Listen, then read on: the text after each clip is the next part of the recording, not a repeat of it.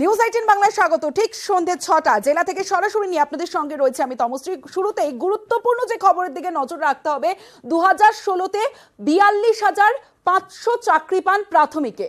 আর গত শুক্রবার আমরা দেখলাম সেখান থেকে বিচারপতি অভিজিৎ গঙ্গোপাধ্যায় তিনি ৩৬,০০০ চাকরি বাতিল করেন। আর সেই ৩৬,০০০ চাকরি বাতিলে ভুল মামলাকারীদের হিসেবেই ধরা পড়ল ভুল। ৮,৫৮৫ জনের চাকরি বাতিল হবে না, সংখ্যার ভুল নিয়ে আদালতের দ্বারস্থ মামলাকারীরা। সরাসরি চলে যাব, অর্ণব হাজরা রয়েছে আমাদের সঙ্গে, অর্ণবের সঙ্গে কথা বলবো। অর্ণব, প্রথমেই তোমার কাছে যে বিষয়টা জানতে চাইবো যে ভুলটা ঠিক কোথায়? দেখো, প্রিয়াঙ্কা নস্কর সহ ১৪০ জন মামলাকারী তারা যে হিসেব করছেন সেই হিসেবে তাদের যে তথ্য রয়েছে তাতে ৩০,১৭০ জন প্রশিক্ষণহীন নিযুক্ত হন ২০১৬-র প্রাথমিক শিক্ষক নিয়োগ প্রক্রিয়ায়। অর্থাৎ মোট ৪২,৫০০ প্রাথমিক শিক্ষক নিযুক্ত হন, তার মধ্যে ৩০,১৭০ জন ছিলেন প্রশিক্ষণহীন। এর মধ্যে নন ট্রেন ৫০০ শিক্ষক যারা ছিলেন, প্রশিক্ষণহীন ৫০০ শিক্ষক, সেই সংখ্যাটাও ২,০৭০ বা এর আশেপাশে রয়েছে। কাজেই সব মিলিয়ে সংখ্যাটা যদি ধরা যায় সেই সময় প্রশিক্ষণহীন নিযুক্ত হয়েছিলেন, তাহলে দেখা যাচ্ছে ২,৭০০ বা ৮০০ এত পরিমাণ প্রশিক্ষণহীন নিযুক্ত হয়েছিলেন। রায় যেভাবে এসছে তাতে তারা খুশি, সন্তুষ্ট, কিন্তু এই সংখ্যার বিভ্রান্তি সেটা কোনো টাইপোগ্রাফিক্যাল এরর কিনা সেটাই জানার জন্য সোমবার আদালতে দ্বারস্থ হচ্ছেন মামলাকারীরা। এবং এক্ষেত্রে তাদের আইনজীবী তরুণজ্যোতি তিয়ারি কাল দৃষ্টি আকর্ষণ করবেন বিচারপতি অভিজিৎ গঙ্গোপাধ্যায়ের বেঞ্চে। যেহেতু এই নিয়োগ দুর্নীতির মামলা একটা অত্যন্ত স্পর্শকাতর বিষয় হয়ে উঠেছে, রাতারাতি ৩৬,০০০ চাকরি বাতিল হয়েছে এবং এই অবস্থায় ইতিমধ্যে প্রাথমিক শিক্ষা পর্ষদের সভাপতি তিনি জানিয়ে দিয়েছেন তারা আইনি পরামর্শ নিয়ে যে তারা ডিভিশন বেঞ্চে যাবে। অর্থাৎ এই মামলা যে সুপ্রিম কোর্টে যাবে, লড়াই পৌঁছাবে, তা বলার অপেক্ষা রাখে না। সঙ্গে থাকো, তুমি বললে যে আগামীকাল তরুণজ্যোতি তিওয়ারি তিনি হাইকোর্টের দৃষ্টি আকর্ষণ করবেন। কি বলেছেন তরুণজ্যোতি তিওয়ারি, একবার শুনি। টাইপোগ্রাফিক্যাল এরর, ১২,৪৪৩ জন ট্রেন ক্যান্ডিডেট ছিল সেই প্যানেলে, ৩০,১৮৫ জন নন ট্রেন ছিল। এই ৩০,১৮৫-র মধ্যে নন ট্রেন প্যারা টিচার ছিল ২৭৭০। তাহলে সংখ্যাটা হবে ২৭,৪১৫। এই ৩৬,০০০ সংখ্যাটা ২৭,৪১৫ হওয়া উচিত। অর্ণব রয়েছে আমাদের সঙ্গে, অর্ণবের সঙ্গে কথা বলবো। অর্ণব, মামলাকারীদের যে দাবি সেই দাবি নিয়ে তারা আগামীকাল দৃষ্টি আকর্ষণ করবেন হাইকোর্টের। তাহলে আগামীকাল কি হতে পারে হাইকোর্টে? দেখো, দুটো মুভ হতে পারে। এক, যেমন তরুণজ্যোতি তিওয়ারি বললেন যে মামলাকারীদের তরফে এই সংখ্যার বিভ্রান্তি বা বিভ্রাট, এই সংশয় যা রয়েছে তাদের মনে পুরোটাকে পরিষ্কার করা উচিত, তাই তারা আদালতে দ্বারস্থ হবেন এবং পুরো বিষয়টার মধ্যে যাতে স্বচ্ছতা থাকে তাই আদালতে দ্বারস্থ হবেন। যদিও তো বলে রাখা ভালো, বিচারপতি অভিজিৎ গঙ্গোপাধ্যায় যে রায় দিয়েছেন শুক্রবার নজিরবিহীন ৩৬,০০০ চাকরি বাতিলের, সেখানে কিন্তু তিনি নির্দিষ্ট করে বলেছেন মোর অর লেস, অর্থাৎ ৩৬,০০০-এর বেশি হতে পারে বা ৩৬,০০০-এর কম হতে পারে। এই জায়গাটাও কিন্তু আইনজীবী তরুণজ্যোতি তিওয়ারির কাছে আমরা রেখেছিলাম প্রশ্ন, যে বলে দিয়েছেন বিচারপতি ৩৬,০০০-এর কম হতে পারে, কিন্তু তরুণজ্যোতি বাবুর এটা যুক্তি যে কম বেশি এই সংখ্যাটা কখনো ৮,০০০ কম বেশি হতে পারে না। কাজেই এই মামলা একদিন সুপ্রিম কোর্টে পৌঁছবি তারা নিশ্চিত ধরে নিয়েছেন, এই লড়াইটা তাদের সুপ্রিম কোর্টে লড়তে হবে।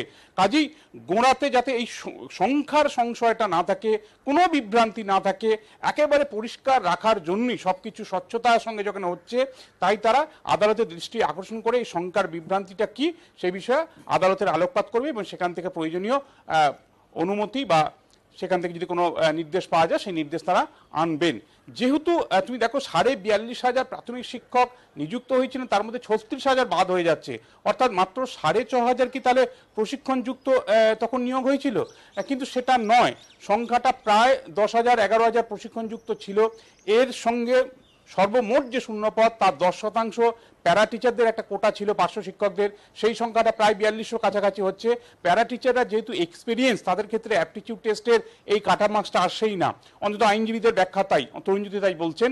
কাজেই সব মিলিয়ে এই হয়তো রায়ে রয়েছে মোর অর লেস, এটা বিচারপতি তার রায়ে বলেছেন ৩৬,০০০-এর বেশি বা কম হতে পারে, কিন্তু সংখ্যাটা ৮,০০০ যদি কমে যায় তাহলে এই মোর অর লেস এই জায়গাটার ধোঁয়াশা কাটানো উচিত।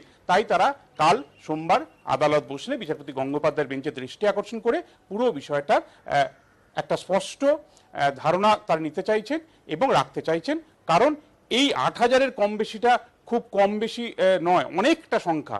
কাজেই দিকে দিকে রাজ্যের বিভিন্ন বিদ্যালয়ে যেখানে প্রাথমিক শিক্ষক যারা সেই সময় নন ট্রেড নিযুক্ত হয়েছিলেন, তারা প্রত্যেকে যেমন এই বিষয়টা নিয়ে উদ্বিগ্ন রয়েছেন, যদিও 4 মাস তাদের চাকরি যাচ্ছেন, স্কুল থেকে তারা বেরোচ্ছে না, কিন্তু পার্শ্ব শিক্ষকের বেতন তারা পাবেন।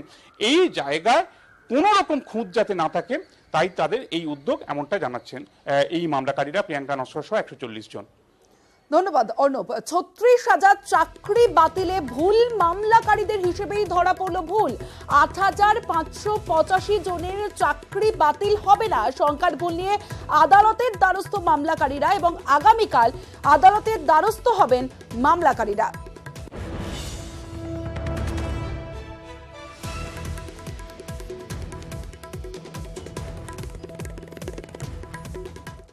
যে 36,000 চাকরি বাতিলের কথা বলা হচ্ছে, সেই চাকরি বাতিলের তালিকায় রয়েছেন মন্ত্রীকন্যাও। প্রাথমিকে 36,000 চাকরি বাতিলের নির্দেশ হাইকোর্টের। গত শুক্রবার এই নির্দেশ দিয়েছিলেন বিচারপতি অভিজিৎ গঙ্গোপাধ্যায়, আর সেই তালিকায় রাজ্যের মন্ত্রী বুলুচিক বড়াইকের মেয়ের নাম রয়েছে। তালিকায় বুলুচিক বড়াইকের মেয়ে সুষমা চিকের নাম রয়েছে। সিভিল সার্ভিস পরীক্ষায় ইন্টারভিউ দিয়েছে মেয়ে, বিষয়টি আদালতে বিচারাধীন, বিচার ব্যবস্থার উপর ভরসা রয়েছে। এ প্রসঙ্গে কোনো মন্তব্য করবেন না বলে জানিয়েছেন মালবাজারের তৃণমূল বিধায়ক। ওই মেয়ের ব্যাপার বলে তো লাভ নেই, উনি তো ভালো একটা স্টুডেন্ট, ভালো স্টুডেন্ট বলে তো 2বার WBCS এক্সাম পাস করেছিল, ভাইভাতে অবধি পৌঁছাইছিল। তো সুতরাং মেয়ের ব্যাপার না, আজকে 36,000 অনেক শিক্ষক এখানে বাতিল হয়েছে। আমি এর ব্যাপারে আমি কিছু বলতে চাই না, কেন এটা কোর্টের ব্যাপার, কোর্ট একটা রায় দিয়েছে, তার উপরে আমি আর কিছু কথা বলতে চাই না। আর এই নিয়োগে চক্রান্তের অভিযোগ বাম বিজেপির। পশ্চিমবাংলার শিক্ষিত বেকার যুবক যুবতী যারা আছেন তাদেরকে বিপদে ফেলে দিচ্ছে তৃণমূল সরকার এবং তৃণমূল সরকারের নেতৃত্ব। তারা হচ্ছে অসৎ উপায় তাদের সন্তান, তাদের পরিবারের মেয়ে, জামাই, ছেলে, কুলে যত আছে তাদেরকে চাকরি দেওয়ার চেষ্টা করছে, এবং পরবর্তীতে যারা শিক্ষিত, যারা ভালো মতো পাশ করেছে টেট দিয়ে বা বিভিন্ন রকম পরীক্ষা দিয়ে, তাদের বিপদে ফেলে দিচ্ছে। এটা কাম্য নয়। পশ্চিমবাংলার শিক্ষা ব্যবস্থাকে ভেঙে ফেলার যে চক্রান্তে নেমেছে 11 সালের পর থেকে, তা এটা একটা নিদর্শন। এই 36,000 চাকরির মধ্যে আপনি যে নামগুলো বললেন, বিভিন্ন নেতার ছেলে মেয়ে আত্মীয় স্বজন ঢুকেছে, সকলে না হলেও অধিকাংশই এদের দুর্নীতি করে বা স্বজন পোষণ করে ঢুকেছে, যোগ্যতা না থাকার জন্য।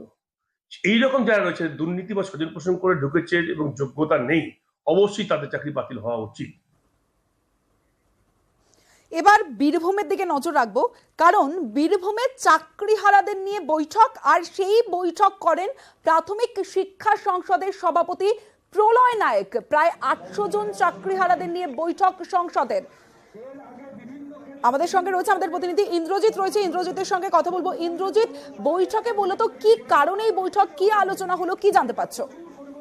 দেখো অবশ্যই একদমই যেটা বলে রাখবো, বোলপুরে যে সিনন্দা স্কুল রয়েছে সেই স্কুলের মধ্যেই আজকে রবিবার থাকা সত্ত্বেও বীরভূম জেলা তৃণমূল কংগ্রেসের শিক্ষা সেনা যিনি দায়িত্বে রয়েছেন, পাশাপাশি বীরভূম জেলা প্রাথমিক সংসদের যিনি সভাপতি অর্থাৎ প্রলয় নায়েক, ইনি কিন্তু যে সমস্ত চাকরি প্রার্থী যারা চাকরি করতো এতদিন ধরে প্রাইমারিতে, সেই সমস্ত প্রার্থী যাদের যে 36,000 নাম বেরিয়ে এসেছে, সেই নামের মধ্যে নাম রয়েছে বীরভূমের প্রায় 700 থেকে 800 জন, তাদেরকে নিয়ে কিন্তু বৈঠক করা হয় এবং সেখানে তারা কিভাবে আইন পদক্ষেপ নিতে পারে, পাশাপাশি তারা যেন কোনো ভুল পদক্ষেপ না নেয়, এই সমস্ত বিষয় কিন্তু আলোচনা হয়েছে। আর এটাতেই সব থেকে এখন বড় প্রশ্ন, তিনি একজন প্রাথমিক শিক্ষা সংসদের সভাপতি হয়ে তিনি কিভাবে যাদের এই মুহূর্তে চাকরি একটা সংকটের মধ্যে রয়েছে তাদের সঙ্গে কিভাবে তিনি বৈঠক করলেন। যদিও তিনি তার উত্তরে তিনি বলেছেন এটা তার কিন্তু কোনো সরকারি বৈঠক নয়, এটা সম্পূর্ণ একটি রাজনৈতিক বৈঠক, তৃণমূলের শিক্ষক সংগঠনের থেকে বৈঠক করা হয়েছে বলে তিনি কিন্তু জানিয়েছেন। যদিও কিন্তু এটা নিয়ে প্রশ্ন, তিনি প্রাথমিক শিক্ষা সভাপতি, তিনি কি করে এই বৈঠক করলেন, এটাই এখন সব থেকে বড় প্রশ্ন। ধন্যবাদ ইন্দ্রজিৎ।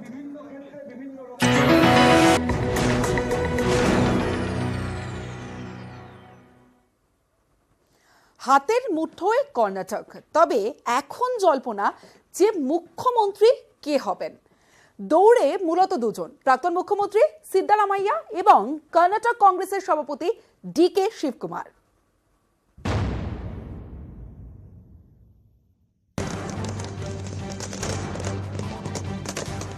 কর্ণাটক কংগ্রেসের বিপুল ভোটে জয়ী হাত শিবির। এবার একটাই প্রশ্ন, কর্ণাটকের কুর্সিতে কে? দৌড়ে রয়েছেন মূলত দুজন, প্রাক্তন মুখ্যমন্ত্রী তথা বিদায়ী বিরোধী দলনেতা সিদ্দারামাইয়া এবং কর্ণাটক কংগ্রেসের সভাপতি ডি.কে শিবকুমার। এবার বরুণা কেন্দ্র থেকে জিতেছেন কুর্বা সম্প্রদায়ের ওবিসি নেতা সিদ্দারামাইয়া। 46,006 ভোটে হারিয়েছেন বিজেপির ভি সোমান্নাকে। অন্যদিকে 2018-এর চেয়েও বেশি ভোটে কানকপুরা আসনে জিতেছেন ডি.কে শিবকুমার। নিকটতম জেডিএস প্রার্থীর সঙ্গে তাঁর ভোটের ব্যবধান 1,22,392। এ নিয়ে টানা 8 বার ভোট যুদ্ধে জয়ী হয়ে বিধানসভায় গেলেন ভোক্কালিগা মুখ শিবকুমার। ইতিমধ্যে এই দুই নেতার অনুগামীরা গলা ফাটাতে শুরু করেছেন। দুই নেতার নামেই পড়েছে পোস্টার। এক শিবিরের দাবি মুখ্যমন্ত্রী করতে হবে সিদ্দারামাইয়াকে, আরেক পক্ষের দাবি এবার মুখ্যমন্ত্রী করা হোক শিবকুমারকে। ನಿಮಗೂ ಸಿದ್ದರಾಮಯ್ಯನವ್ರಿಗೂ ಡಿಫ್ರೆನ್ಸಸ್ ಸುಡಲ್ ಸಿನಿಮಾ ಒಂದು ಸಣ್ಣ ಆಯೋಟ ನಿಮಗೂ ಕೃಷ್ಣ ಬೈರೇಗೌಡರು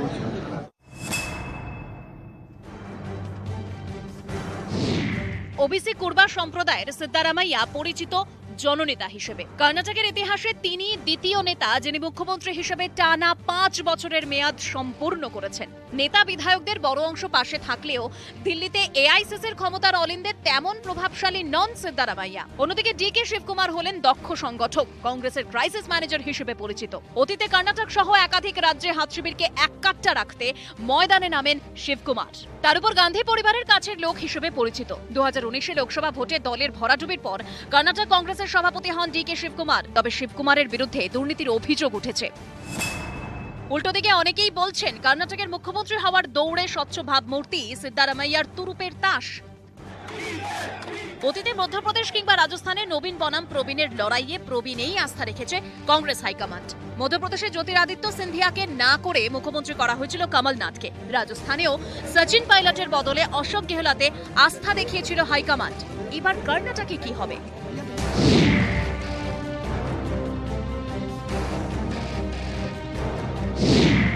এবার লড়াইয়ের শুরুতেই সিদ্দারামাইয়া জানিয়েছিলেন এটাই তাঁর শেষ ভোট। আর ভোটে জেতার পর দেখা গেল শিবকুমারের চোখে জল। I credit my party cadres and all my leaders. They have worked hard. I assured Srimati Sonia Gandhi, Rahul Gandhi and Priyanka Gandhi that and Mr. Mallikarjun Kharge that I will deliver Karnataka to their fold.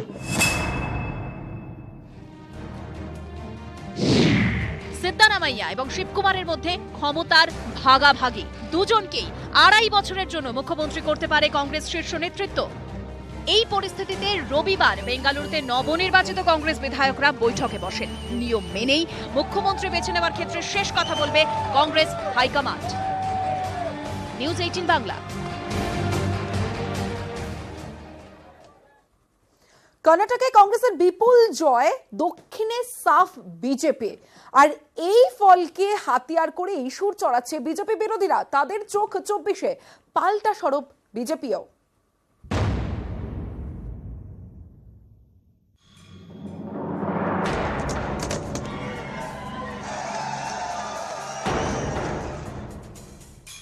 Now it is the beginning of the end of 2024. ঔদ্ধত্য, অহংকার, agency politics এবং বিজেপির Paramount অ্যাট্রসাস terrible এর বিরুদ্ধে মানুষ vote to know BJP হয়েছে। বছর খুললেই Lok Sabha vote, তার আগে 23-এ কর্ণাটকে বিধানসভা ভোট। সেখানেই কংগ্রেসের বিপুল জয়, ধরাশায়ী বিজেপি।